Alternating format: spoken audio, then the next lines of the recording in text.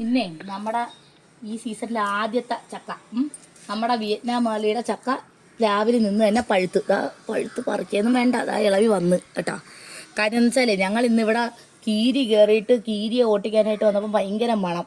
അങ്ങനെ നോക്കി വന്നപ്പോൾ ഇത് നല്ല പരിവായിട്ട് നിൽക്കണം. അങ്ങനെ അങ്ങ് ഇറത്താണ്. പിന്നെ അപ്പും അമ്മ ഒന്നും വരാൻ നിന്നില്ല. കാരണം വേറൊന്നുമല്ല, ചിലപ്പോൾ അപ്പോഴത്തേക്കും ഈ കോഴികളെങ്ങാനും കയറി കൊത്തേ ഒക്കെ ചെയ്ത് നശിച്ച് പോകണമെങ്കിൽ നമുക്ക് ഇതിന് മുന്നത്തെ 2 ചക്ക അങ്ങനെ പോയി.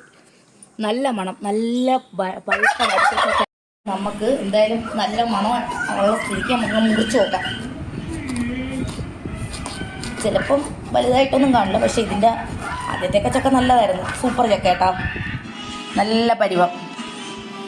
മിക്കേ നമുക്കൊന്ന് കഴിച്ചു നോക്കാം എന്തരാണ് പരിവമെന്ന്. മധുരം ഉണ്ടാ തുടങ്ങിയതേ ഉള്ളൂ, അപ്പോൾ അതുകൊണ്ട് നല്ല പരുവത്തിന് കിട്ടി നമുക്ക്.